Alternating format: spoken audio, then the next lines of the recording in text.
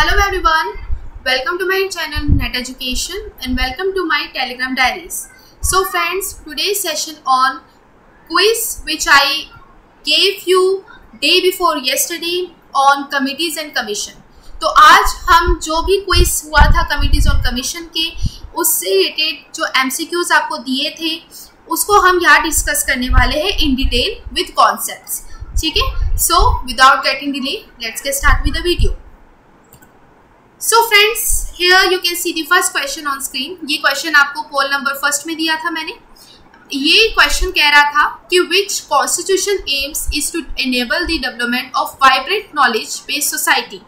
मतलब ऐसी कौन सी कॉन्स्टिट्यूशन है जिसका एम था कि यहाँ पे वाइब्रेंट नॉलेज जो सोसाइटी है उसको यहाँ पे डेवलप करना है और इसके साथ साथ रेडिकल इम्प्रूवमेंट करनी है आपको जो हमारा करंट एग्जिस्टिंग सिस्टम है नॉलेज में और एक नई तरीके से यहाँ पे नया फॉर्म ऑफ नॉलेज लेकर आना है.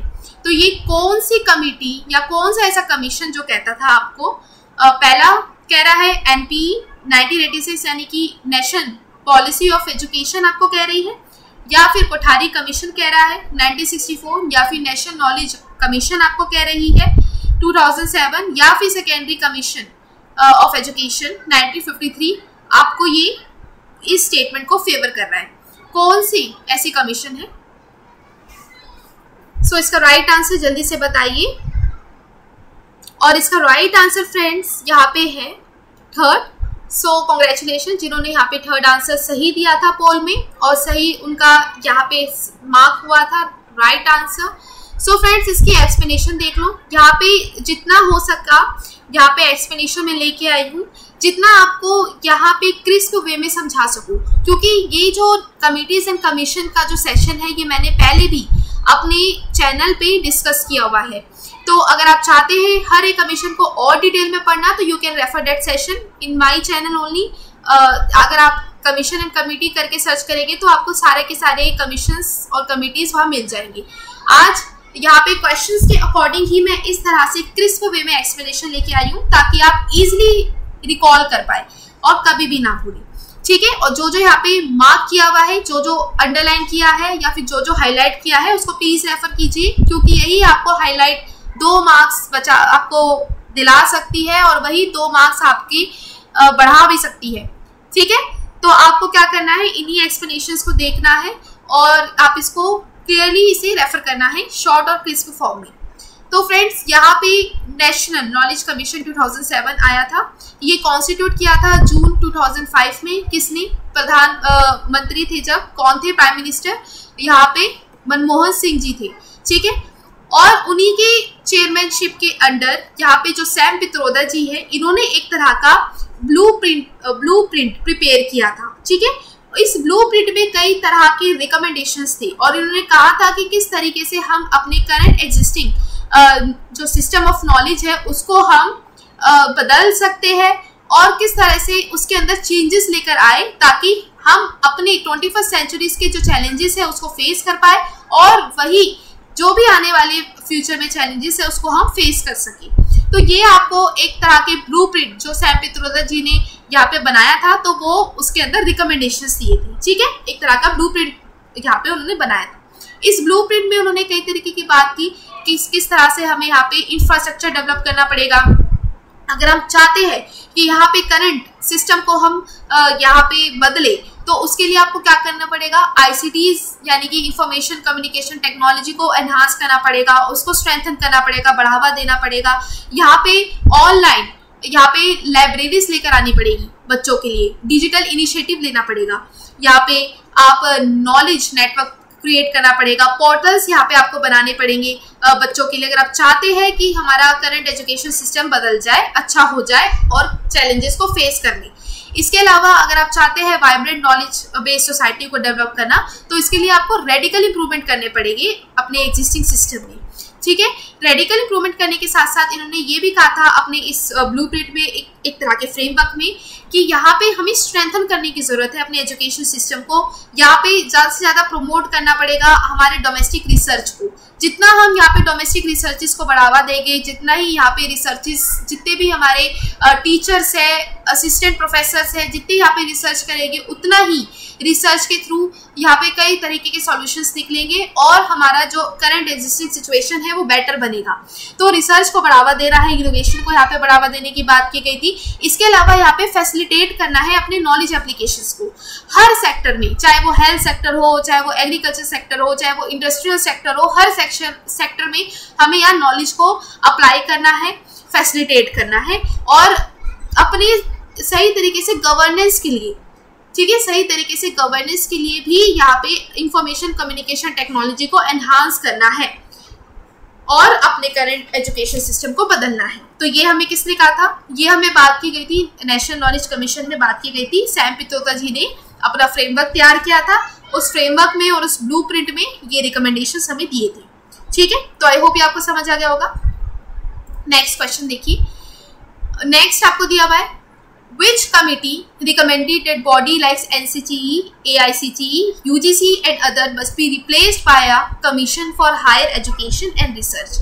यहाँ पे ऐसी कौन सी कमेटी है जिन्होंने ये रिकमेंड किया था आपको कि आप यहाँ पे NCTE को यानी कि national council for teacher education को, AICTE यानी कि all India council for technical education और UGC यानी कि यूनिवर्सिटी ग्रांट कमीशन, और इस तरीके की सारी कमीशंस को आपको रिप्लेस करना है एक सिंगल कमीशन में, जो कि होगी आपकी commission on higher education and research, ठीक है। तो ऐसी कौन सी कमेटी थी जिसने कहा था, सैम पित्रोदा कमेटी ने कहा था, यशपाल कमेटी ने कहा था, भगवान सहाय कमेटी ने कहा था, या फिर इनमें से किसी ने नहीं कहा। तो इसका राइट आंसर बताइए, इसका राइट आंसर क्या होगा, what would be the right answer of this question, जल्दी बताते जाइए। और अगर इससे कोई भी डाउट है तो you can ask me in comment section also. So here you can see the explanation of this question and the right answer is Yashpal committee. So Yashpal committee recommended to scrap and to replace all the commissions like NCTE, AICTE, UGC and replaced all the institutions and all the commissions into one and single 7-member body which is CHER, means Commission for Higher Education and Research। तो Yashpal committee ने ये कहा था आपको। अब इसके अलावा Yashpal committee से रिलेटेड कुछ और यहाँ पे इंफॉर्मेशन देख लेते हैं।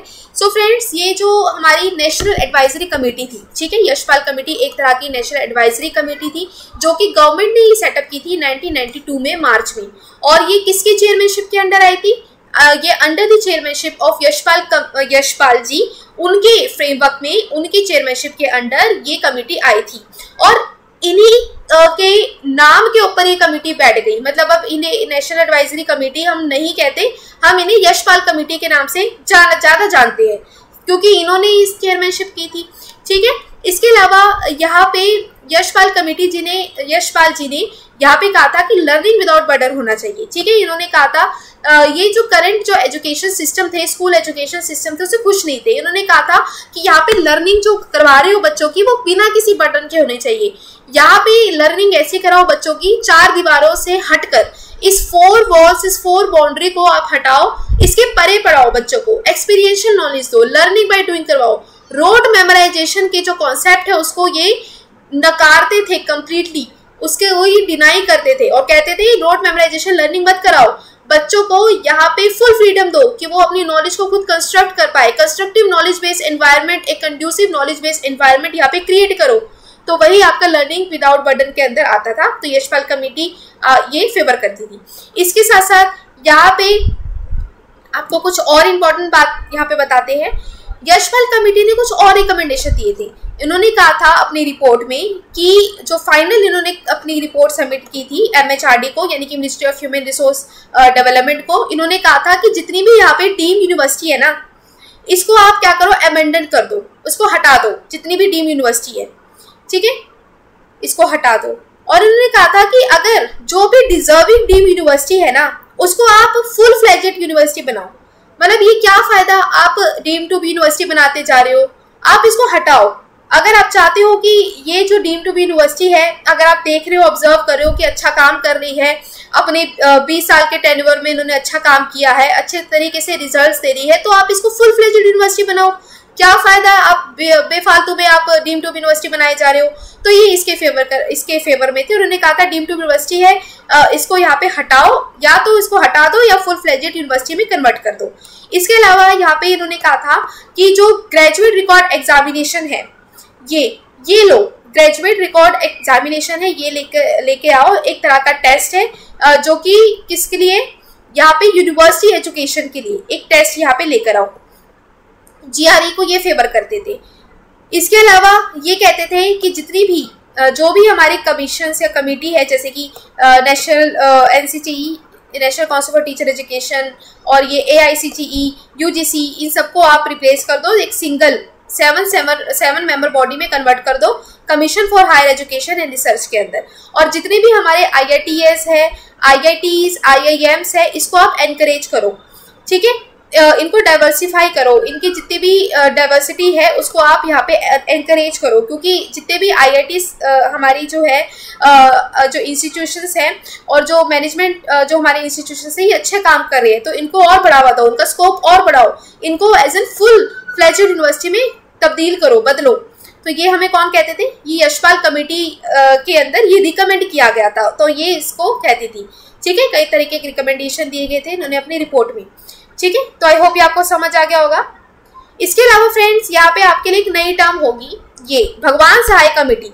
भगवान सहाय कमेटी क्या है, तो ये भी डिस्कस कर लेते हैं। आपको सैम पित्रोदा जी की कमेटी हमने अभी पढ़ ली है, यशपाल जी की कमेटी हमने पढ़ ली वो भी। अब हम देखते हैं भगवान सहाय कमेटी क्या है, क्योंकि ऑप्शन में आया है, इसको ऐसे छोड़ नहीं सकते, इसको भी डिस्कस करते हैं। ये देखो भगवान सहाय कमेटी, ये जो रिपोर्ट है आपकी, ये 1972 में आई थी।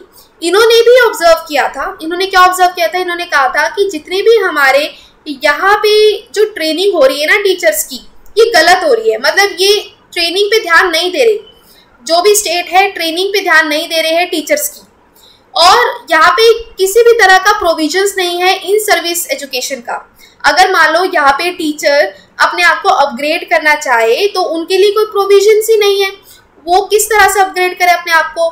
तो ये इनका सबसे बड़ा कंसर्न था भगवान सहाय कमेटी का, और ये कहते थे कि टीचर्स की जो ट्रेनिंग होनी चाहिए ये एडिक्वेट नहीं है, जिस तरह से टीचर्स को ट्रेन करना चाहिए कि किस तरह से उनकी यहाँ पे ट्रेनिंग हो, अपने करंट जो फ्यूचर चैलेंजेस को कैटर कर पाए, तो उस तरीके से उनकी ट्रेनिंग नहीं हो रही है। तो ये ट्रेनिंग से नाखुश थे, ठीक है। और ये कहते थे कि टीचर्स को अगर आप यहाँ पे पूरी तरीके से इक्विप्ड एक कंड्यूसिव एनवायरनमेंट आप क्रिएट नहीं करेंगे, तब तक यहाँ पे टीचर्स अच्छा परफॉर्म नहीं कर पाएंगे। तभी एडिक्वेट परफॉर्मेंस के लिए हमें क्या चाहिए, उनके लिए प्रॉपर इंफ्रास्ट्रक्चर बिल्डअप करना है। तो ये भी उन्होंने कहा था कि यहाँ पे प्रॉपर इंफ्रास्ट्रक्चर बिल्डअप करो टीचर्स के लिए, लैब्स बनाओ, लाइब्रेरीज बनवाओ, हॉस्टल्स यहाँ पे लेकर आओ, टीचर्स को इक्विप करो with full knowledge, with full यहाँ पे इक्विपमेंट्स, ताकि टीचर अच्छे से यहाँ पे परफॉर्म करे और यहाँ पे बच्चों को सही से पढ़ाए। तो ये भगवान सहाय कमेटी ने कहा था, रिकमेंड किया था, ठीक है, कि ट्रेनिंग अच्छे से हो टीचर्स की। और इन्होंने कुछ और रिकमेंडेशन दिए थे। इन्होंने कहा था कि जो इंफ्रास्ट्रक्चर जैसे कि बिल्डिंग, लैब्स, लाइब्रेरी, हॉस्टल्स, ये टीचर्स की ट्रेनिंग के को प्रोवाइड करो, ठीक है, स्कूल लेवल पे भी और कॉलेज लेवल पे भी इंफ्रास्ट्रक्चर अच्छा होना चाहिए। अगर आप टीचर को एजुकेट कर रहे हो, ट्रेनिंग दे रहे हो, तो हर लेवल पे, यहाँ पे कॉलेज लेवल पे भी, स्कूल लेवल पे भी एक अच्छी ट्रेनिंग उन्हें प्रोवाइड करो। इसके अलावा जो भी हमारी क्वालिफाइड टीचर है, ट्रेन टीचर है, उसको पोस्ट करो टीचर एजुकेशन स्कूल्स में और कॉलेजेस में, उन्हें पोस्ट करो, पोस्टिंग कराओ टीचर्स की। इसके अलावा कहते थे कि जो जितने भी हमारी जो टीचर है, हमारे जितने भी कॉलेज, जो एमएड कॉलेजेस है, मास्टर्स जो करवाते हैं, इनको यहाँ पे क्या करो, टीचर्स को यहाँ पे एनरोल करवाओ, मतलब टीचर्स को बोलो कि यहाँ पे जाके पढ़ाए बच्चों को। इसके अलावा जो भी हमारे यहाँ पे मॉडल्स थे स्कूल के, जैसे कि मॉडल स्कूल थे जो भी डिस्ट्रिक्ट लेवल पे थे, इनको क्या करो, इनको अटैच करवाओ टीचर्स के ट्रेनिंग इंस्टीट्यूट से। मतलब जो अगर टीचर जहाँ पे ट्रेनिंग ले रही है, टीचर ट्रेनिंग इंस्टीट्यूट से, उसी के ही साथ यहाँ पे मॉडल स्कूल भी लेकर आओ। एक दूसरे को इनका जो डिस्टेंस है, जो प्रॉक्सिमिटी है, उसे कम करो। जहाँ पे टीचर पढ़ रही है, अगर टीचर यहाँ पे ट्रेनिंग करवानी है टीचर्स को इंटर्नशिप्स के थ्रू, तो वो स्कूल उधर ही हो, ट्रेनिंग इंस्टीट्यूट के ही पास हो। अब जितना भी आप देखोगे आजकल क्या हो रहा है, अगर जो भी बीएड की ट्रेनिंग टीचर्स को कराई जा रही है तो उसी ट्रेनिंग इंस्टीट्यूट के पास ही एक स्कूल होता है, ताकि जो टीचर्स है जो भी यहाँ पे सीख रही है वहाँ पे जाके उसे प्रैक्टिस कर पाए। तो यही इनकी प्रॉक्सिमिटी को कम करो, उधर ही लेकर आओ, और ताकि टीचर्स अच्छे से ट्रेनिंग ले सके, प्रैक्टिस कर सके टीचिंग की। इसके अलावा यहाँ पे रिसोर्स पर्सन है, जो भी एक्सपर्ट है किसी भी सब्जेक्ट एरिया में, तो वो एक्सपर्टीज टीचर्स को भी प्रोवाइड करो कि जो भी एक्सपर्ट है यहाँ पे वो आए और इन टीचर्स के वर्कशॉप्स कंडक्ट करवाए, ट्रेनिंग्स कंडक्ट करवाए। ठीक है, इसके साथ साथ इन्होंने कहा था कि इन सर्विस प्रोग्राम के अंदर आपके रिफ्रेशर कोर्सेज डेवलप करवाओ। इन रिफ्रेशर कोर्सेज में क्या होता था, रिफ्रेशर कोर्सेज में आपको 2 महीने की ट्रेनिंग दी जाती थी टीचर्स को जो इन सर्विस में है। तो इन सर्विस में जैसे कि समर कैंप्स लगवा देना, एक्सटेंशन प्रोग्राम्स टीचर्स के लिए लेकर आना, रिफ्रेशर कोर्सेज यहाँ पे करना कि टीचर्स यहाँ पे अपग्रेड हो, जितना अपग्रेड होगी जितना यहाँ पे करंट जो नॉलेज है उसको लेगी, और उसी तरीके से वो बच्चों को अच्छा एक एनवायरनमेंट, लर्निंग एनवायरनमेंट यहाँ पे उनको प्रोवाइड कर सकेगी। ठीक है, तो इस तरीके से उन्होंने कहा। इसके अलावा यहाँ पे कहा कि college should have 3 specific responsibilities. पहला, प्री सर्विस एजुकेशन एक साल का होना चाहिए, रिफ्रेशर कोर्सेज यहाँ पे प्रोवाइड करने चाहिए टीचर्स को, एक्सटेंशन सर्विसेज यहाँ पे प्रोवाइड करनी चाहिए टीचर्स को डिस्ट्रिक्ट लेवल पे। ठीक है, हर लेवल पे, चाहे यहाँ पे टीचर स्टेट लेवल पे हो या डिस्ट्रिक्ट लेवल पे हो, 3 तरीके से आपको कॉलेज की रिस्पॉन्सिबिलिटी है कि उन्हें प्रोवाइड कराए। उसको एक तरह का प्री सर्विस एजुकेशन दे 1 साल का कम से कम, या उसको अगर टीचर इन सर्विस में आती है तो इन सर्विस भी टीचर को ट्रेनिंग दे, रिफ्रेशर कोर्सेज उनके लेकर आए, एक्सटेंशन प्रोग्राम्स टीचर्स के लिए लेकर आए हर लेवल पे। ठीक है, तो ये आपको कौन रिकमेंड किया था, ये भगवान सहाय कमेटी ने आपको यहाँ पे रिकमेंडेशन दी थी। तो आई होप ये आपको समझ आ गया होगा, ये भी बहुत इंपॉर्टेंट था, इसलिए स्पेशली ये लेकर आई मैं आपके लिए। अगर ये आपको कहीं पे भी मिले, जैसे पीएचडी का एंट्रेंस देने चाहोगे कहीं पे भी, तो आप इजीली इसको अटेम्प्ट कर सकते हो, क्योंकि आपको एक आइडिया हो गया कि भगवान सहाय कमेटी किससे रिलेटेड है। ठीक है, नेक्स्ट देखो, नेक्स्ट क्वेश्चन दिया हुआ है क्वेश्चन नंबर 3 कि which commission emphasize that the most important factor in education reconstruction is teacher. मतलब ऐसी कौन सी कमीशन है जिन्होंने ये एम्फसाइज किया कि यहाँ पे जो इम्पोर्टेंट फैक्टर क्या है एजुकेशनल रिकंस्ट्रक्शन का, क्या है, टीचर है। टीचर सबसे इम्पॉर्टेंट फैक्टर है जो एजुकेशन को रिकंस्ट्रक्ट करती है। तो उसकी जो पर्सनल क्वालिटीज है, जो उसके एजुकेशनल क्वालिफिकेशन है, उसकी प्रोफेशनल ट्रेनिंग है, तो ये क्या करो, ये सबको इम्पोर्टेंस दो। तो ये ऐसी कौन सी कमिटी, ऐसी कौन सी कमीशन कहती है? एनसीटी कहती है, एनसीटी 2009 कहती है, या NCT national commission for teachers कहती है 1999, या सेकेंडरी एजुकेशन कमीशन कह रही है, या कोठारी कमीशन कह रही है 1964।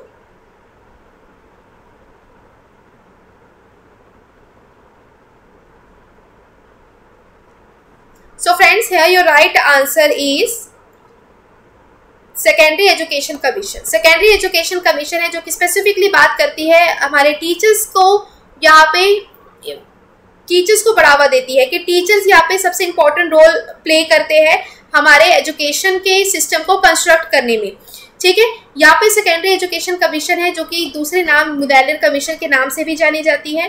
ठीक है, और ये क्या है, किस तरीके से हम अपने एजुकेशन, प्रेजेंट एजुकेशन सिस्टम को बेटर कराए, ये उसी रेजोल्यूशन के ऊपर बेस्ड होती है कि किस तरीके से हम यहाँ पे अपने करंट एजुकेशन सिस्टम को बेटर बनाएं और अच्छा बनाएं, ताकि वो फ्यूचर के करंट और फ्यूचर के जो चैलेंजेस उसको डील कर पाए। तो ये एक रेजोल्यूशन के ऊपर टिकी है सेकेंडरी एजुकेशन कमीशन। और सेकेंडरी एजुकेशन कमीशन के यहाँ पे जो डॉक्टर ए लक्ष्मण स्वामी मुदैलियर है, जिसके नाम से ही ये सेकेंडरी एजुकेशन पढ़ी है, ये कौन थे, ये वाइस चांसलर भी थे मद्रास यूनिवर्सिटी के। और इन्होंने ये जो कमीशन है वो कब इनॉग्रेट की थी, 6 अक्टूबर 1952 को इन्होंने ये इनॉग्रेट की थी, और इन्होंने रिपोर्ट सबमिट की थी जून 1953 में। ठीक है, इसके अलावा ये जो हमारी कमीशन है ये हमारी प्रॉब्लम्स को एनालाइज करती है। ठीक है, ये एनालाइज करती है स्पेसिफिकली टीचर्स की जो प्रॉब्लम है, जो ट्रेनिंग प्रॉब्लम हो रही है इन डेप्थ में, उसको ये एम्फसाइज करती है। इसके अलावा एम्फसाइज करती है कि जो हमारा मोस्ट इंपॉर्टेंट फैक्टर है एजुकेशनल रिकंस्ट्रक्शन का, वो टीचर है। ठीक है, तो इसलिए टीचर्स की पर्सनल जो क्वालिटीज़ है, जो एजुकेशन क्वालिफिकेशन है, उसको यहाँ पे बढ़ावा दिया जाए। और यहाँ पे टीचर को ट्रेन किया जाए, तो उसके बारे में बात करती है। इसके अलावा यहाँ पे जो कमीशन है ये कई तरीके के रिकमेंडेशंस देती है 3 लेवल पे, मतलब टीचर के प्राइमरी बेसिक टीचर एजुकेशन के ऊपर बढ़ावा देती है। इसके अलावा सेकेंडरी टीचर ट्रेनिंग एजुकेशन और इंस्टीट्यूशन को ये इंपॉर्टेंस देती है, और ट्रेनिंग कॉलेजेस को यहाँ पे इंपॉर्टेंस देती है। मतलब 3 लेवल पे हमें टीचर्स को सक्षम बनाना है, प्राइमरी लेवल पे, सेकेंडरी लेवल पे और ट्रेनिंग कॉलेजेस पे, ठीक है। और इसके साथ साथ इन्होंने कुछ और रिकमेंडेशन दिए हुए थे कि हमें यहाँ पे टीचर्स को यहाँ पे रिसर्च वर्क को इम्पोर्टेंस देनी है। टीचर्स को यहाँ पे बोलो कि ज़्यादा से ज़्यादा रिसर्च वर्क करें। इसके साथ साथ जो भी बीएड जो एमएड डिग्री में जो डेजर्टेशन का जो आपको टास्क दिया जाता है, तो ये उसको मैंडेटरी करवाती है कि रिसर्च यहाँ पे करवानी ही है टीचर से। इसके अलावा यहाँ पे रिकमेंड किया कि 3 साल की टीचिंग एक्सपीरियंस होना चाहिए किसको, टीचर को, फॉर एमएड, ठीक है। एमएड एडमिशन के लिए 3 साल का तीन साल का यहाँ पे टीचर एक्सपीरियंस होना चाहिए। इसके अलावा यहाँ पे आपको आफ्टर जो ग्रेजुएशन अगर इन एजुकेशन यहाँ पे दिया हुआ है। इसके अलावा यहाँ पे सेमिनार्स होने चाहिए टीचर्स के लिए, वर्कशॉप्स यहाँ पे होने चाहिए। एक्सटेंशन सेंटर्स अलग से भी बनवाओ टीचर्स के लिए, ताकि हम टीचर्स को अपग्रेड कर पाए। और इसके साथ साथ इसी टेन्योर में 3 तरीके के यहाँ पे आपके काउंसिल्स आए थे। तो 3 तरीके के काउंसिल कौन से थे, यहाँ पे मैं लिख देती हूँ। AICSE ये भी आपका एक काउंसिल आया था। ये क्या था, all India council for secondary education. ये आया था, आपका स्टैब्लिश हुआ था 1995 में, ठीक है। इन्होंने कहा था कि टीचर्स के लिए अलग से एक्सटेंशन सेंटर्स लेकर आओ, ठीक है। इसके अलावा इन्होंने यहाँ पे रिकमेंड किया था AICSE 1995 में जो आया था। और यहाँ पे जो एक्सटेंशन सेंटर्स जो इन सर्विस एजुकेशन यहाँ पे प्रोवाइड कर रहे हैं, उसके लिए भी एक अलग से काउंसिल आया था। कौन सा, all India council for elementary education, जो कि फॉर्म हुआ था 1957 में, ठीक है। और ये किसके अंदर था, ये सेकेंड 5 ईयर प्लान के अंदर लॉन्च हुआ था, ठीक है। सेकेंड 5 ईयर प्लान के अंदर यहाँ पे लॉन्च हुआ था। ये इंपॉर्टेंट है यहाँ पे। क्या सेकेंड क्या है, all India council for elementary education. ये कब आया, ये आपका आया था 1957 में, ठीक है। और इसके अलावा all India council for secondary education ये कब आया, ये आपका इस्टेब्लिश हुआ था 1951 में, यहाँ पे इस्टेब्लिश हुआ था, ठीक है।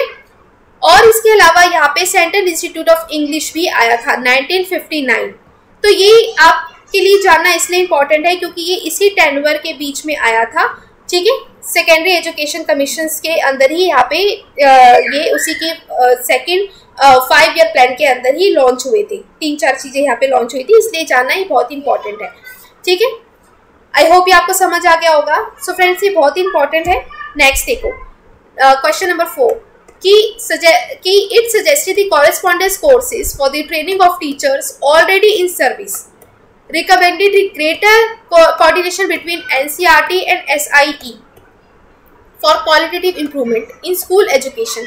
मतलब ऐसा कौन सी कमीशन ये फेवर कर रही है कि यहाँ पे कॉरेस्पॉन्डेंस कोर्सेज लेकर आने हैं टीचर्स की ट्रेनिंग के लिए जो ऑलरेडी सर्विस में है। और इन्होंने ऐसी कौन सी कमीशन है जो रिकमेंड करती है कि यहाँ पे ग्रेटर कोऑर्डिनेशन होना चाहिए एनसीईआरटी का और एसआईई का, यानी कि एसआईई यानी कि स्टेट इंस्टीट्यूट ऑफ एजुकेशन का और एनसीईआरटी का national council for education research training, इनके लिए यहाँ पे कौन कौन से ये रिकमेंड किया था कि इनका अच्छा कोऑर्डिनेशन होना चाहिए दोनों के बीच में और क्वालिटेटिव इम्प्रूवमेंट होना चाहिए स्कूल एजुकेशन भी। तो ये किसने कहा है? सेकेंडरी एजुकेशन कमीशन ने कहा है, एनसीटी 2009 ने कहा है, कोठारी कमीशन ने कहा है, या फिर एनसीटी 1999 ने कहा है।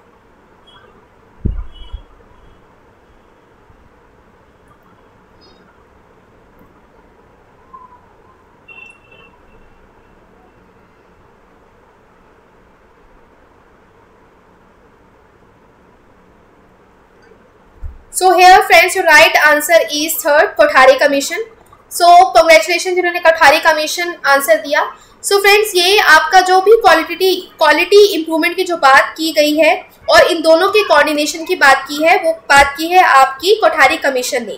ठीक है। कोठारी कमीशन कब आई थी? 1964 में आई थी, जो कि स्पेशली सेटअप की गई थी बाय गवर्नमेंट ऑफ इंडिया में। और किसकी चेयरमैनशिप के अंदर? डॉक्टर DS कोठारी के चेयरमैनशिप के अंदर यहाँ पे आई थी, यानी कि दौलत सिंह कोठारी के चेयरमैनशिप के अंदर यहाँ पे आई थी। ठीक है। और इसके साथ साथ इन्होंने यहाँ पे सजेस्ट किया था कि क्वालिटी इंप्रूवमेंट होनी चाहिए यहाँ पे टीचर्स की। अगर आप चाहते हो टीचर्स अच्छी तरीके से परफॉर्म कर पाए तो टीचर्स को यहाँ पे क्वालिटी इंप्रूवमेंट करवाओ, उनकी एजुकेशन में क्वालिटी डेवलप करवाओ। ठीक है। इसके साथ साथ यहाँ पे इन्होंने रिकमेंड किया था कि जो भी यहाँ पे आइसोलेशन हो रहा है टीचर कॉलेजेस का यूनिवर्सिटी के साथ, तो इसको यहाँ पे बंद करो। यहाँ पे एक तरह से सिंपल फॉर्म में ये कहा गया था कि जो भी यहाँ पे टीचर कॉलेजेस हैं, टीचर्स के जो कॉलेजेस है जो कि यूनिवर्सिटी के अंदर है, उसको यहाँ पे बढ़ावा दिया जाए। ठीक है। और यहाँ पे कहा गया था कि क्वालिटेटिव इंप्रूवमेंट कराना है, रिकमेंड करना है सब्जेक्ट का ओरिएंटेशन, और इसके साथ साथ यहाँ पे इंट्रोड्यूस करना है इंटीग्रेटेड कोर्स। ठीक है। इंटीग्रेटेड कोर्स यहाँ पे इंक्लूड करना है। अब फ्रेंड्स, यहाँ पे इंटीग्रेटेड कोर्स एक ऐसा कोर्स जिसके अंदर सारे के सारे डिसिप्लिन की यहाँ पे नॉलेज होनी चाहिए टीचर को, ना सिर्फ अपने सब्जेक्ट से रिलेटेड होने चाहिए। मतलब आप टीचर्स को रिसर्च करवा रहे हो, टीचर्स को एजुकेशन टेक्नोलॉजी करवा रहे हो, या टीचर्स को सोशोलॉजी, या फिर आप टीचर को फिलॉसफी पढ़ा रहे हो। इसके अलावा भी कई तरह के डिसिप्लिन्स भी उनके ट्रेनिंग के अंदर इंक्लूड हो, जैसे कि यहाँ पे पीस एजुकेशन दो, योगा करवाओ उनको। तो ये सब कुछ भी रिकमेंड किया गया था कोठारी कमीशन के अंदर। इंटीग्रेटेड कोर्स यहाँ पे बढ़ाओ, हर तरीके के डिसिप्लिन को यहाँ पे पढ़ाओ। इसके अलावा फ्रेंड्स, यहाँ पे इन्होंने सजेस्ट किया था कि यहाँ पे जो ट्रेनिंग हो रही है टीचर्स की जो कि सर्विस में है, तो उनको यहाँ पे ट्रेन करो। ठीक है। उनकी अच्छी ट्रेनिंग हो, और अगर यहाँ पे कॉरेस्पॉन्डेंस कोर्सेज उनके लिए लेकर आओ। ठीक है। कॉरेस्पॉन्डेंस कोर्सेज यहाँ पे लेकर आओ। इसके अलावा यहाँ पे ये पॉसिबिलिटी है कि यहाँ पे अलग से भी कोर्सेज उनके लिए लेकर आओ कॉरेस्पॉन्डेंस। जैसे कि अगर टीचर्स यहाँ पे रेगुलर नहीं पढ़ पा रही है तो एक डिजिटल इनिशिएटिव लो। इसके अलावा रिकमेंड किया था कि यहाँ पे ग्रेटर कोऑर्डिनेशन करवाओ NCERT के बीच में और SIE के बीच में, ताकि अच्छे से क्वालिटी इंप्रूवमेंट हो सके हमारे स्कूल एजुकेशन में। ठीक है। तो आई होप ये कुछ पॉइंटर्स आपको याद हो गए होंगे कोठारी कमीशन से रिलेटेड। नेक्स्ट देखो, नेक्स्ट है क्वेश्चन नंबर 5 कि जो पॉलिसी है ये क्या कर रही है? एम कर रही है to promote national progress, a sense of common citizenship and culture. मतलब ऐसी कौन सी पॉलिसी है जो प्रमोट कर रही है नेशनल प्रोग्रेस को और एक कॉमन सिटीजनशिप को और कल्चर को, और बात करती है कि अपने नेशनल इंटीग्रेशन को यहाँ पे स्ट्रेंथ करनी है। और स्ट्रेंथ करने के साथ साथ ये स्ट्रेस करती है कि रेडिकल कंस्ट्रक्शन करना है हमारे एजुकेशन सिस्टम को और इम्प्रूव करनी है उसकी क्वालिटी हर एक स्टेजेस पे। तो ये कौन सी पॉलिसी कह रही है? रामामूर्ति कमेटी कहती है, नेशनल प्रोग्राम ऑफ एक्शन कहता है, या सैम पित्रोदा की कमेटी कह रही है 2007, या NPE कह रही है, नेशनल पॉलिसी ऑफ एजुकेशन 1986। कौन कह रहा है, कौन इसे फेवर कर रहा है? So friends, here you can see the right answer of this question, and yes, you are absolutely correct. इसका right answer यहाँ पे second है। यहाँ पे नेशनल प्रोग्राम ऑफ एक्शन 1992 ये इसको फेवर कर रहा है। नेशनल प्रोग्राम ऑफ एजुकेशन एक तरह की पॉलिसी थी जो कि आपके कब आई थी? ये 1986, यानी कि national education national NPE national policy of education ये फेवर करती थी। ठीक है। इसके अंदर ही ये नेशनल प्रोग्राम ऑफ एक्शन आया था 1992 में। ये पॉलिसी जो एम करती थी कि यहाँ पे हमें प्रमोट करना है अपनी नेशनल प्रोग्रेस को और एक तरह की citizenship, sense of common citizenship लेकर आना है। अपने नेशन की जो इंटीग्रेशन है उसको यहाँ पे स्ट्रेंथ करना है। यहाँ पे प्रोग्राम ऑफ एजुकेशन जो कि हमारा फुली यहाँ पे एम करता था और फुली इसका जो ऑब्जेक्टिव था कि हमें यहाँ पे यूनिवर्सल एनरोलमेंट बनाना है। ठीक है। यहाँ पे यूनिवर्सली जो 14 साल तक के बच्चे हैं उनको यहाँ पे एनरोल करना है स्कूल्स में एनरोल करना है। यहाँ पे रिटेशन करवाना है चिल्ड्रन का और सक्सेसफुली 14 साल तक की उम्र पे फ्री एजुकेशन उनको प्रोवाइड करनी है तो ये इनिशिएटिव से लेकर इसी इनिशिएटिव को लेकर आई थी प्रोग्राम ऑफ एक्शन। इसके अलावा जो प्रोग्राम ऑफ एक्शन था, इन्होंने यहाँ पे वुमेन एजुकेशन को भी बढ़ावा दिया था। वुमेन एजुकेशन को की जो नॉलेज है उसको भी यहाँ पे स्ट्रेस किया था, उसको इम्पोर्टेंस दी थी और कहा था कि सभी के लिए इक्वल अपॉर्चुनिटीज होनी चाहिए एजुकेशन की। और टेक्नोलॉजी यहाँ पे सबसे इंपॉर्टेंट रोल प्ले करती है, तो टेक्नोलॉजी को भी बढ़ावा देना है यहाँ पे, ठीक है। टेक्नोलॉजी को इम्पोर्टेंस देनी है, कंप्यूटर एजुकेशन को यहाँ पे इम्पोर्टेंस देनी है और इसके साथ साथ वोकेशनल एजुकेशन को यहाँ पे बढ़ावा देना है ताकि हर एक इंडिविजुअल अपनी कॉम्पिटेंसी को इंक्रीज कर सके और अपनी नेशन की प्रोडक्टिविटी में एक अच्छा महत्व और एक अच्छा कर्तव्य निभा पाए, ठीक है। तो ये किसने कहा था? ये POA ने कहा था, प्रोग्राम ऑफ एक्शन ने कहा था, ठीक है। आई होप ये आपको समझ आ गया होगा प्रोग्राम ऑफ एक्शन क्या था और ये कब आया था। नेक्स्ट देखिए question number 6, teachers should have the freedom to innovate to devise appropriate methods for communication and activities relevant to the needs and capabilities. यानी कि टीचर्स को फुल फ्रीडम दो कि वो इनोवेट करे, अपने अप्रोप्रिएट मेथड लेकर आए, कम्युनिकेशंस के कई तरीके के मेथड्स लेकर आए और यहाँ पे जो एक्टिविटीज हो वो क्या हो, टीचर्स डेवलप करें बच्चों की नीड्स के अकॉर्डिंग और उनकी कैपेबिलिटीज के अकॉर्डिंग। टीचर्स को फुल ऑटोनॉमी दो। तो ऐसी कौन सी कमीशन कहती थी? NKC कहती थी, NPE कहती थी 1968 या NPE 1986 वाली कहती थी, या नेशनल कमीशन ऑन टीचर्स कहती थी, या कोठारी कमीशन कहती थी। इसका राइट आंसर क्या होगा? जल्दी से बताइए, इसका राइट आंसर क्या होगा?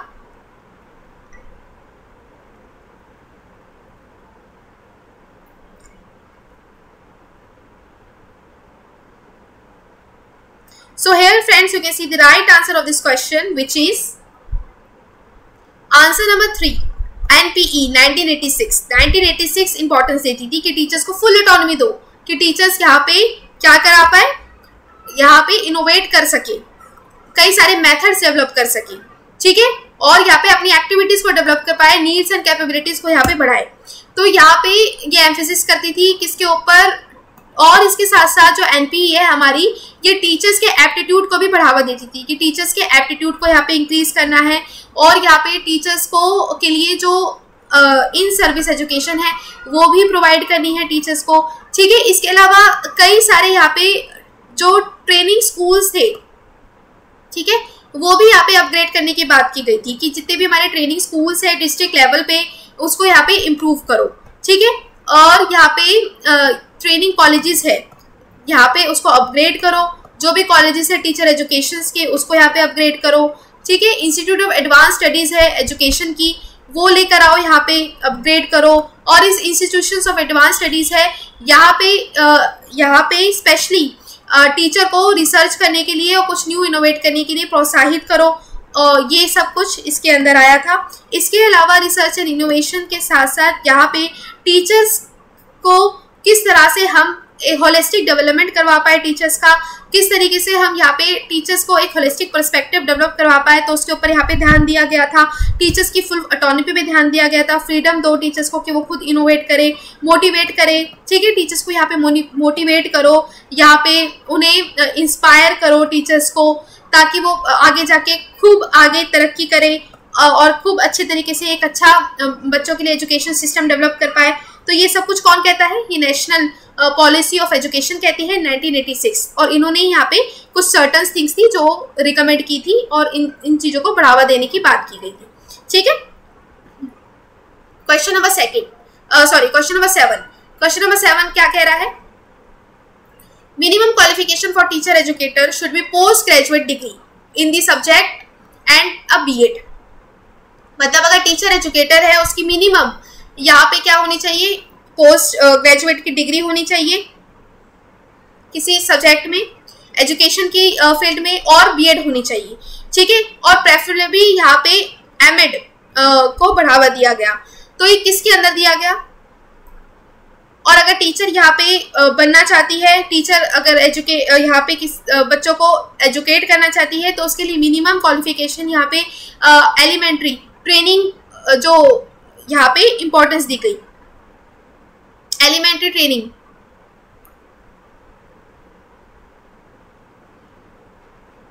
कौन कहता है? नेशनल कमीशन ऑन टीचर्स कहती है, NCTE कह रही है, NPE कह रहा है, या फिर सेकेंडरी एजुकेशन कमीशन कह रहा है? कौन कहता है ये कि मिनिमम क्वालिफिकेशन ऐसी होनी चाहिए टीचर्स की? और फ्रेंड्स यहाँ पे अगर आप देखोगे, आप कहीं पे भी एडमिशन लेने जाओगे बीएड का, या फिर आपको पता होगा तो ये टर्म्स एंड कंडीशंस वहाँ पे आपको फुलफिल करनी पड़ती है, क्योंकि ये एलिजिबिलिटी का क्राइटेरिया होता है कि अगर आप चाहते हैं। और फ्रेंड्स यहाँ पे जो रेगुलर बेसिस पे अगर कोई बीएड करना चाहता है तो उसको यहाँ पे मैं बताना चाहती हूँ कि जो रेगुलर बेसिस पे बीएड करना चाहता है तो उसमें यहाँ पे ट्रेनिंग नहीं मांगते कि टीचर्स को 2 साल तक का एक्सपीरियंस होना चाहिए, ट्रेनिंग टीचर्स को करवानी चाहिए, होनी चाहिए, किसी भी इंस्टीट्यूट में टीचर ने पढ़ाया हो, वो नहीं कहता। लेकिन अगर आप बीएड डिस्टेंस मोड से कर रहे हैं तो वहाँ पे ये मैंडेटरी होता है टीचर्स के लिए कि टीचर्स को यहाँ पे 2 साल तक का ट्रेनिंग एक्सपीरियंस होना चाहिए किसी भी स्कूल में, ठीक है, किसी भी ट्रेनिंग इंस्टीट्यूट में। तो ये वही बात कह रहा है यहाँ पे। तो कौन बढ़ावा देता है इसको? So friends here your right answer is first NCTE 1999 ये फेवर करती है, ठीक है, ये फेवर कर रही है इसको। और इसके साथ साथ ये कहती है कि यहाँ पे टीचर्स के लिए, स्कूल टीचर्स के लिए 4 साल का ट्रेनिंग कोर्स होना चाहिए आफ्टर सीनियर सेकेंडरी, ठीक है, यानी कि 12th के बाद 4 साल तक का कोर्स होता है ना, बीएलएड जिसको कहते हैं, बीएलएड जिसको कह रहे हैं, ये होना चाहिए। टीचर अगर यहाँ पे नेशनल कमीशन ऑन टीचर्स ने इसको रिकमेंड किया, 4 साल का ट्रेनिंग कोर्स होना चाहिए 12वीं के बाद, या फिर इंटीग्रेटेड कोर्स होना चाहिए 5 साल का, ठीक है, जिसके अंदर आपका यहाँ पे ये पूरा ग्रेजुएशन भी उसके अंदर इंक्लूड हो, ठीक है।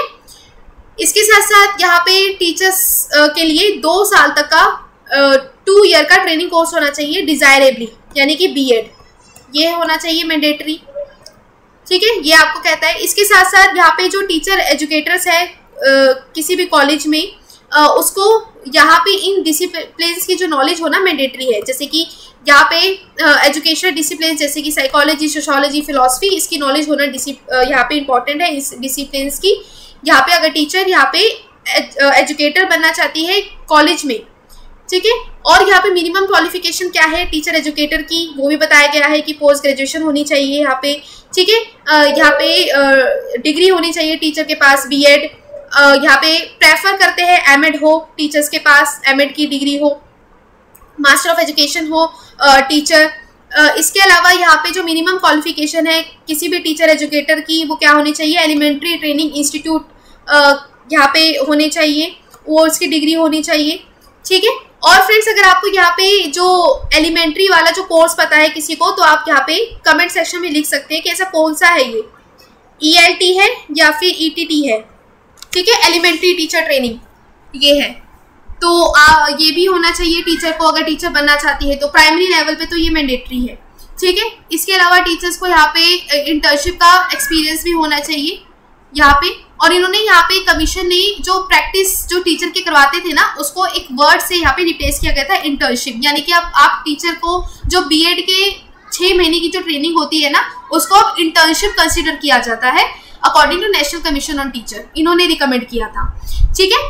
इसके अलावा यहाँ पे मिनिमम रिक्वायरमेंट होनी चाहिए ट्रेनिंग प्रोग्राम की कि टीचर्स को इस तरीके से सक्षम बनाओ कि टीचर इजिली यहाँ पे मैनेज कर पाए अपनी क्लासेस को, यहाँ पे इजिली तरीके से अपने आइडियाज को कम्युनिकेट कर पाए अपने क्लास में, टेक्नोलॉजी का यूज करते हुए पढ़ाए, टीचिंग को इफेक्टिव बना सके। इस तरीके से ट्रेनिंग दो टीचर्स की इन ट्रेनिंग इंस्टीट्यूट्स में और इन ट्रेनिंग जो प्रोग्राम्स में, ठीक है। और इस तरह से जो टीचर क्या कर सके, बेटर कम्युनिटी डेवलप कर सके, एक बेटर एजुकेटिव एक्सपीरियंस यहाँ पे क्रिएट कर पाए अपने बच्चों के लिए, ठीक है। तो ये था नेशनल कमीशन ऑन टीचर्स जो कि रिकमेंड करती थी। आई होप ये समझ आ गया होगा। नेक्स्ट देखो क्वेश्चन नंबर 8, ऐसी कौन सी कमीशन है जो प्रिपेयर करी है ब्लूप्रिंट को और बात करती है कि यहाँ पे इंफ्रास्ट्रक्चर अच्छा होना चाहिए और जो कि हमारे करंट जो इंडिया के चैलेंजेस है उसको फेस कर पाए और फ्यूचर अच्छा बना पाए। तो कौन करता है, अभी हमने पढ़ा, इसका आंसर तो इजी है, जल्दी बता दो। एनकेसी है 2007, यशपाल है 2009, एनसीटीई है 2009 या फिर एनसीटी 1999 है। Okay good. So friends here your answer is first NKC. अभी हमने पढ़ा, ब्लूप्रिंट तैयार किया था नेशनल नॉलेज कमीशन ने अंडर द चेयरमैनशिप ऑफ किसके, यहाँ पे कौन था अंडर चेयरमैनशिप, बता सकते हो, जल्दी से लिखो। और फ्रेंड्स यहाँ पे सैम पित्रोदा जी थे और इन्हीं के ही नाम से ये कमीशन यहाँ पे कहलाई जाती है Sam Pitroda ji commission, national knowledge commission Sam Pitroda, क्योंकि इन्हीं के नेतृत्व में ये आई थी। ठीक है, इसके अलावा रेडिकल इंप्रूवमेंट की बात की गई थी एग्जिस्टिंग सिस्टम में, और इसके साथ साथ यहाँ पे कुछ रिकमेंडेशन दिए थे इन्होंने अपने फ्रेमवर्क में, अपने ब्लूप्रिंट में, कि किस तरीके से हमें पोर्टल्स बनाने हैं, नॉलेज लेटर्स बनाने हैं, लाइब्रेरीज बनानी है, टेक्नोलॉजी इम्प्रूव करनी है, एनहांस करनी है यहाँ पे। तो ये सब कुछ कहा गया था नेशनल नॉलेज कमीशन में 2007 में। नेक्स्ट क्वेश्चन देखो, which framework ensures every sphere of education, example theoretical, practical, psychological, philosophical and also socio economic aspect. मतलब ऐसा कौन सा फ्रेमवर्क है जो सारे के सारे स्फीयर ऑफ एजुकेशन को फेवर कर रहा है? कौन सा फ्रेमवर्क है? NCFT 2009, यानी कि नेशनल, यहाँ पे कौन सा है, national curriculum framework for teacher education है, या नेशनल करिकुलम फ्रेमवर्क 2005 वाला है, या बड़े भारत 2014 का इनिशिएटिव है, या फिर इनमें से कोई नहीं? इसका राइट आंसर क्या होगा? कौन सा फ्रेमवर्क है जो इन सारे के सारे स्फीयर्स को बढ़ावा दे रहा है? जल्दी बताइए।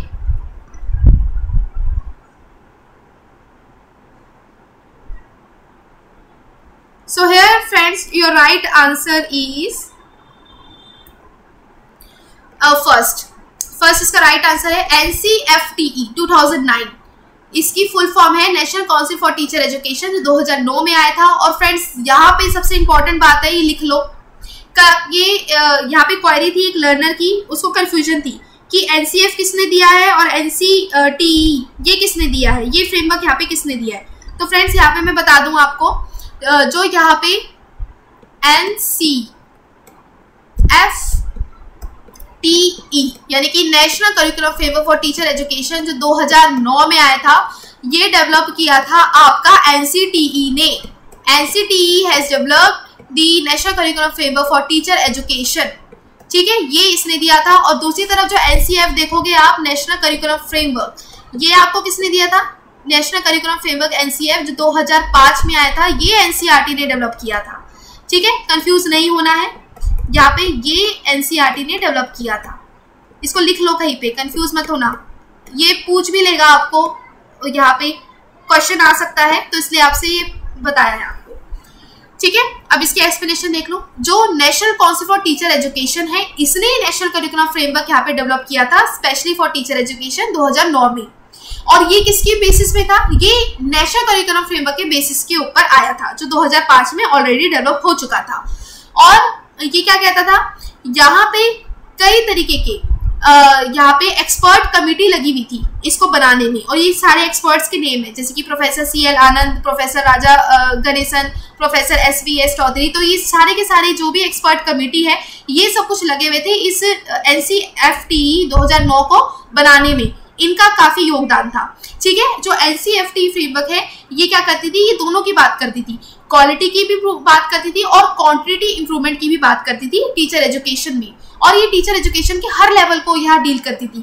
यहाँ पे ना सिर्फ स्कूल एजुकेशन के बारे में बात करते थे, जबकि यहाँ पे ग्रेजुएट लेवल पे भी बात करते थे, पोस्ट ग्रेजुएट लेवल पे भी बात करते थे, डॉक्टर लेवल पे, पोस्ट डॉक्टरेट लेवल, हर लेवल पे टीचर्स को सक्षम बनाना है, उसके ऊपर ये टिका हुआ था फ्रेमवर्क। ठीक है, इसके अलावा जो NCFTE है, एक तरह का एस्पायरिंग विजन था, किसके लिए? टीचर एजुकेशन के लिए। ये दोनों ही सेक्टर्स को डेवलप करता था, दोनों ही सेक्टर्स को प्रमोट करने की बात करता था, प्री सर्विस को भी और इन सर्विस को भी।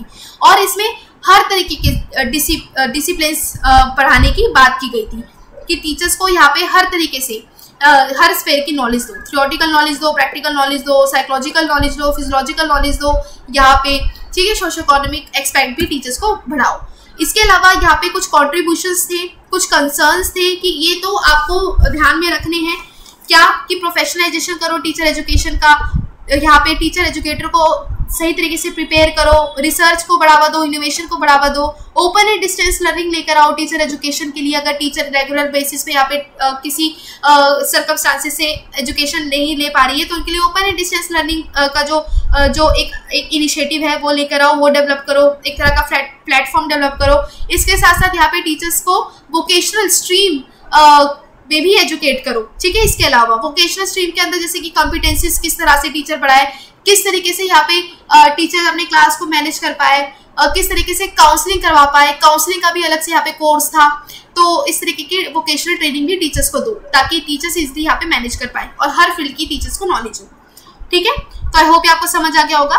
नेक्स्ट क्वेश्चन देखो, ये हमारा लास्ट क्वेश्चन है ये, और इसके बाद आप फीडबैक अपनी जरूर प्रोवाइड करना कि आपको ये सारे के सारे क्वेश्चन समझ आए कि नहीं आए। अगर आपको इन डेप्थ पढ़ना है तो आप मेरे सेशन को देख सकते हो जिसका लिंक मैं डिस्क्रिप्शन बॉक्स में दे दिया है। ठीक है, कमिटीज एंड कमीशन पे। ये क्वेश्चन देखो, pre service training programs need to be more comprehensive and lengthier. जो प्री सर्विस ट्रेनिंग प्रोग्राम है इसको ज़्यादा कॉम्प्रिहेंसिव बनाओ, ज़्यादा ही लेंथर, इसको लेंथियर होना चाहिए, और इसमें इंकॉर्पोरेट करो sufficient opportunities for observation of children and integration of pedagogic theory with practice through school internship. यानी कि जो प्री सर्विस ट्रेनिंग प्रोग्राम आप टीचर के लिए बढ़ा रहे हो उसको मोर लेंथियर बनाओ, मोर कॉम्प्रिहेंसिव बनाओ, और उस जो प्री सर्विस ट्रेनिंग प्रोग्राम के साथ इंटर्नशिप्स भी कराओ, उसके अंदर इंटर्नशिप भी इंक्लूड करो। तो ये कौन कहता था? एनसीएफ कहता था, एनसीएफटी कहता था, एनकेसी 2007 कहता था, या एनसीटी 1999 कहता था। और फ्रेंड्स यहाँ पे की पॉइंट को अगर पकड़ना आता है तो आपका ये आंसर ठीक हुआ होगा पोल में। की पॉइंट क्या है? School internship. स्पेसिफिकली कौन बात करता है स्कूल इंटर्नशिप की? बताइए जल्दी।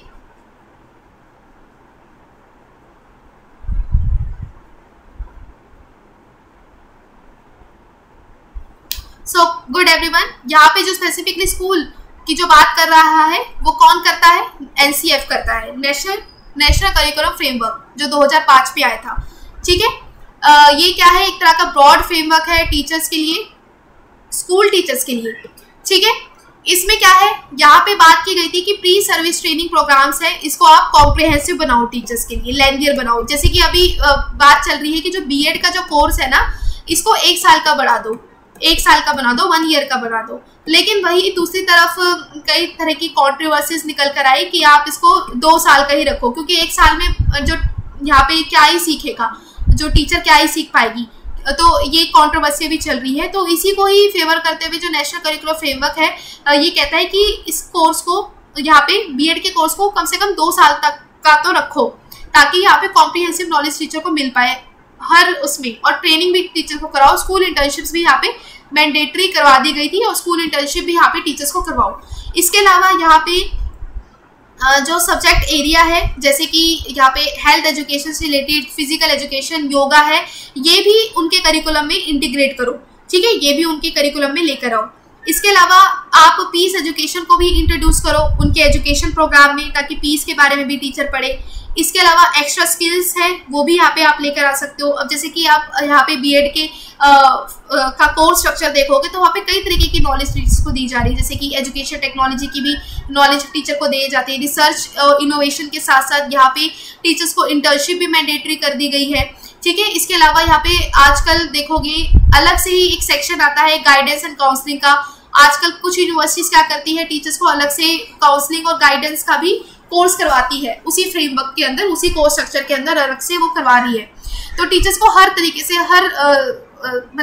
हर सांचे में ढालने की कोशिश करती है कि टीचर इन सभी इंटीग्रेटेड नॉलेज को ले और अच्छा एक कंड्यूसिव एनवायरनमेंट बना सके इन फ्यूचर अपने बच्चों के लिए, अपनी क्लास के लिए। ठीक है, और इसके साथ साथ यहाँ पे एक एनकरेज और एक सपोर्टिव ह्यूमन फैसिलिटेटर बनाओ टीचर को। ठीक है, ये बात की गई थी। और यहाँ पे टीचर्स को इस तरीके से सक्षम बनाओ कि टीचर्स यहाँ पे बच्चों के अंदर उनके टैलेंट्स को डिस्कवर कर पाए। ठीक है, उनके पोटेंशियल को जगाए। तो इस तरीके से टीचर्स को ट्रेनिंग दो। इसके अलावा यहाँ पे टीचर्स क्या करें, अपने बच्चों को ना सिर्फ एक तरह का यहाँ पे रिस्पॉन्सिबल सिटीजन बनाए, लेकिन ना सिर्फ उसको रिस्पॉन्सिबल सिटीजन बनाने के साथ साथ उनका कैरेक्टर भी डेवलप करे, एक अच्छा गुड कैरेक्टर भी डेवलप करे। तो ये इस तरीके से टीचर्स को आपको पढ़ाना है, इस तरीके से टीचर को ट्रेन करना है। ठीक है, तो आई होप फ्रेंड्स आपको सारे के सारे क्वेश्चन समझ आ गए होंगे। ये क्वेश्चंस हमारे आए थे जो मैंने पोल में आपको दिए हुए थे। ठीक है, और ये पोल में जो भी जिनके आंसर्स यहाँ पे सही हुए थे तो वेल एंड गुड। अगर अभी भी कोई आपको यहाँ पे प्रॉब्लम है किसी क्वेश्चन से रिलेटेड तो यू कैन आस्क मी। ठीक है, ये मेरा टेलीग्राम ग्रुप है, यहाँ पे आप ज्वाइन हो सकते हो, जिसका लिंक मेरे डिस्क्रिप्शन बॉक्स में दे दिया है। यहाँ पे ज्वाइन होते ही आप कई तरीके के आप जो भी मैं आपको प्रोवाइड कर रही हूँ PYQs या फिर MCQs जो मैं खुद यहाँ पे बना रही हूँ, तो आप उसको यहाँ प्रैक्टिस कर सकते हैं और उसकी एक्सप्लेनेशन आप मेरे टेलीग्राम डायरीज पे देख सकते हैं। तो फ्रेंड्स, आज के लिए सिर्फ इतना ही। मेरा सेशन कैसा लगा, you can give me a feedback in comment section below. Till then, stay at home, enjoy learning. Thank you.